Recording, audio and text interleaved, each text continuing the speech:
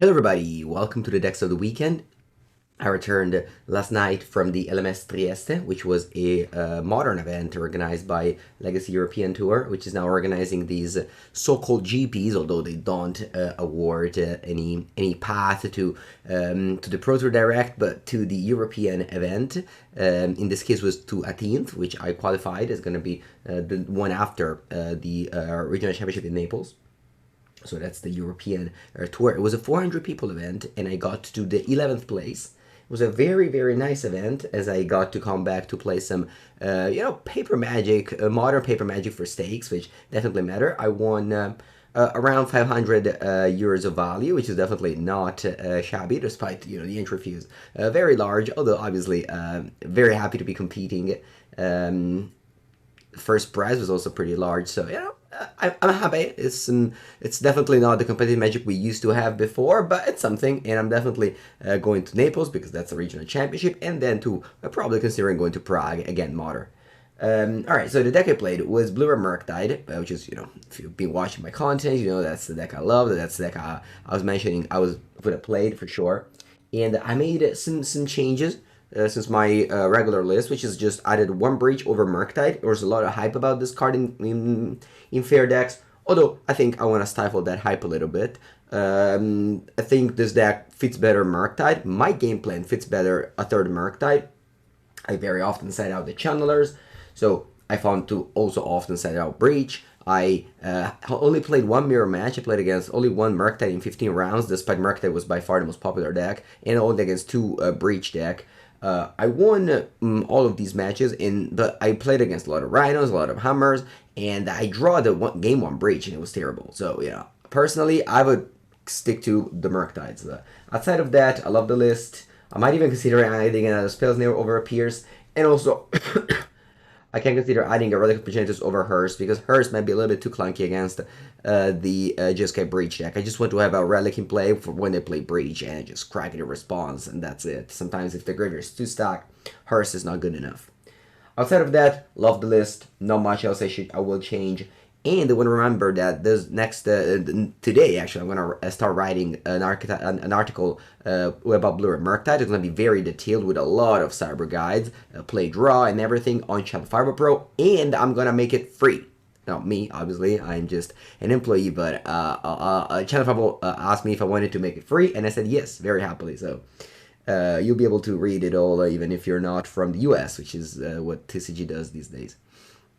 I haven't mentioned yet. I'm not in the best of the health. I returned yesterday with a cold. I didn't have the best night, but that's the weekend has to go on. And also, I just really like my job, so I'm gonna definitely be back on stream tomorrow. Maybe my voice doesn't sound as normal, but I'm fine. I'm fine. My head is good, and as long as the head is good, the rest of the body is okay. All right, let's get into the decks of the weekend though, because this was not the decks of the weekend. You can follow how the event go on the Legacy European Twitter or IMG Melee. The winner was Team Rhinos. Actually, I lost to them in day 2. That was my only loss. My deck of the weekend in Modern, though, as much as I played, as much as I talked a lot about this deck, is actually this band deck that did well in an American circuit, which is basically just a circuit similar to what we have, but the energy circuit has an invitational, which I think is great. I would love if the LMS also had invitational, and results also awarding to something more than just the European, but also a whole circuit, which I think Energy just nailed. They have a very good invitation. I didn't follow because I was playing in Trieste, but I loved following them on Twitter. The winner was Raya on this. It was a split format, Modern Pioneer, and he played Band Control in Modern, which is not a deck I've ever seen. I've never seen anybody casting Broca's Charm before, so let's give it a read. It's draw 2 cards like Esper Charm, it's destroy target enchantment like Esper Charm, but instead of discarding cards, the third mode is that a creature you control gets +1/+0 and it deals damage to a creature or planeswalker. So you can use your Solitude or your, well, that's it actually, your Solitude to kill or your Endurance, I guess, from your sideboard, to kill a planeswalker. But yeah, mostly it's gonna destroy target enchantment. This list, I'm so surprised by how many ways to kill enchantment he has. Two Ray of Revelation, one March of Duty, Worldly Light. What is it? Also, there's a Wear Tear among gear. I guess it's hidden. Wow, that was very hidden. One Wear Tear. And then you have in the main deck, of course, you have Leyline Binding, which doesn't kill Urza Saga, but kills Breach. So, you know, definitely very ready for Underworld Breach there with 4 Endurance in the sideboard. This deck list was maybe very much targeting the Breach deck that is so popular these days. Yeah, and it succeeded because he won the event. So congrats to Raya on his win. I'm definitely playing this deck in the future. It doesn't play Hall of the Storm Giant, which is a land I've been so impressed with. But outside of that, a lot of Planeswalkers. So the classic question, how do you win? You just Jade. Oh, you also royalty as well. Alright, you can fight with that too. So yeah, that's the deck list that he won with. Very cool. People love control decks.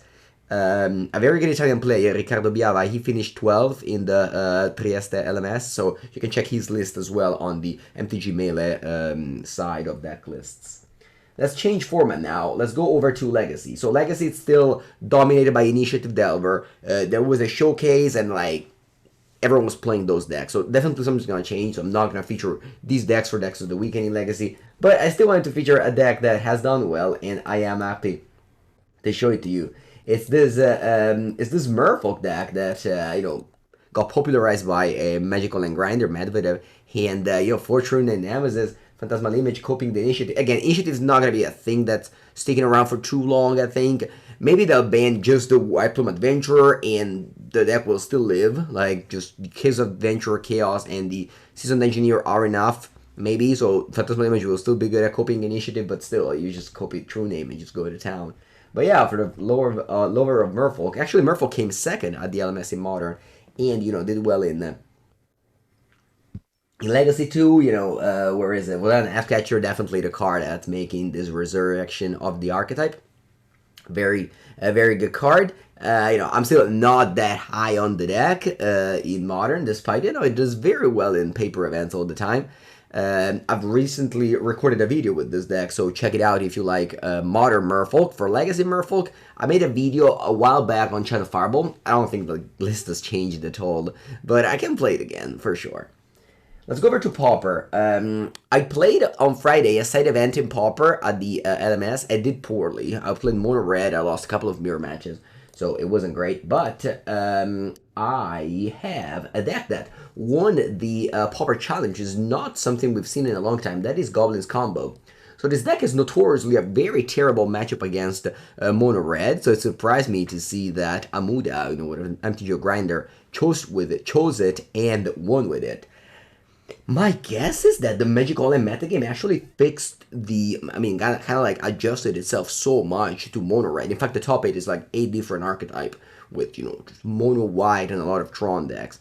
I think Tron decks are definitely up there, But yeah, this deck got the job done, and obviously preying on these low decks like Tron. It's a combo deck. I don't know if you've ever seen it before, but I definitely made a video with this archetype. You have it's a trigger combo. You need Scourge Prospector, Putrid Goblin, and a first day in class. You make infinite mana this way. Once you have infinite mana, you get Goblin Matron or Dark Dweller Oracle. You exile your whole deck, and then eventually you kill them with makeshift munition, or just makeshift munition as well kills them without the Matron into Dark Dweller's Oracle. But yeah, so that's the combo. Again, a new card here in Urborg Repossession. It's basically a, what's it called? A Raise from Dead that you can pay 3 and you can return 2 creatures. So that's very good. Green mana, of course, can be provided by Chromatic Star or Deadly Dispute. There's even a Mass Vandal main deck if you want to, you know, kill a exile, actually, Oblivion Ring or things like that. A new card in Smash to Dust, which sees a lot of play these days. You know, just very versatile, killing, blowing up a land or blowing up a cool Dota rebirth tokens. Doesn't seem like Pauper is gonna get any ban soon. I think the format actually, I think, adjusted, at least online. Mono Red's very popular in paper because, you know, it's Mono Red. People just, you know, Mono Red. You know, when it's good, it's very popular. So yeah, Monster Super are gonna be around for a while, and I think that this deck might get a chance if the metagame stabilizes, and, you know, just decks that prey on Mono Red definitely lose to this. So, you know, that could be your metagame call for the weekend.